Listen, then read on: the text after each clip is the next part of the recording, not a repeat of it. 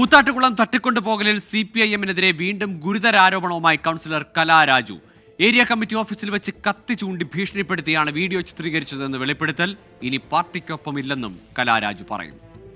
കോലഞ്ചേരി മജിസ്ട്രേറ്റിന് മുന്നിൽ രഹസ്യമൊഴി നൽകി പുറത്തിറങ്ങിയപ്പോഴാണ് കലാരാജുവിന്റെ പുതിയ ആരോപണം. CPM നേതാക്കൾ ഘട്ടം ഘട്ടമായി പുറത്തുവിടുന്ന വീഡിയോ കത്തി ചൂണ്ടി ഭീഷണിപ്പെടുത്തി ചിത്രീകരിച്ചതെന്നാണ് കലാരാജു പറയുന്നത്. ഇല്ല, അത് വാസ്തവല്ല. അവരെന്നെ ഭീഷണിപ്പെടുത്തി, കത്തി കാണിച്ച് ഭീഷണിപ്പെടുത്തി തന്നെ എടുത്ത വീഡിയോയാണത്.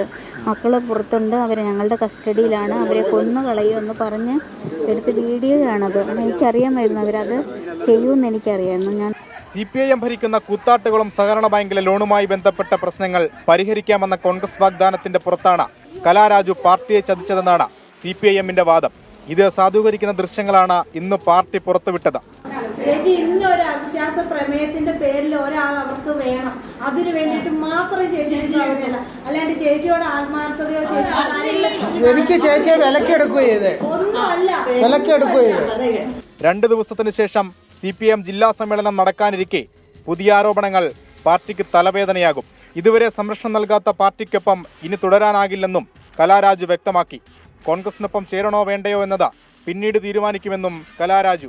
25 വർഷം ഞാൻ കൂടെ നടന്ന പാർട്ടി എന്നെ 2 ദിവസം എന്നെ കണ്ടില്ല എന്നുള്ള പേരിൽ ഇത്രയും അക്രമം അഴിച്ചു വിട്ടപ്പോൾ ഇനി എനിക്ക് പാർട്ടിയെ വിശ്വസിച്ച് മുന്നോട്ട് പോകാൻ പ്രയാസമാണ്. തുടരാൻ എനിക്ക് ആഗ്രഹമില്ല. അതൊന്നും തീരുമാനിച്ചിട്ടില്ല. ഞാനൊന്നും ഇപ്പൊ തീരുമാനിച്ചിട്ടില്ല. അതേസമയം കൂത്താട്ടുകുളത്ത് പോലീസുകാരെ ആക്രമിച്ച കേസിൽ DCC പ്രസിഡന്റ് മുഹമ്മദ് ഷിയാസിനെയും യൂത്ത് കോൺഗ്രസ് സംസ്ഥാന വൈസ് പ്രസിഡന്റ് അബിൻ വർക്കിയെയും പോലീസ് പ്രതി ചേർത്തു.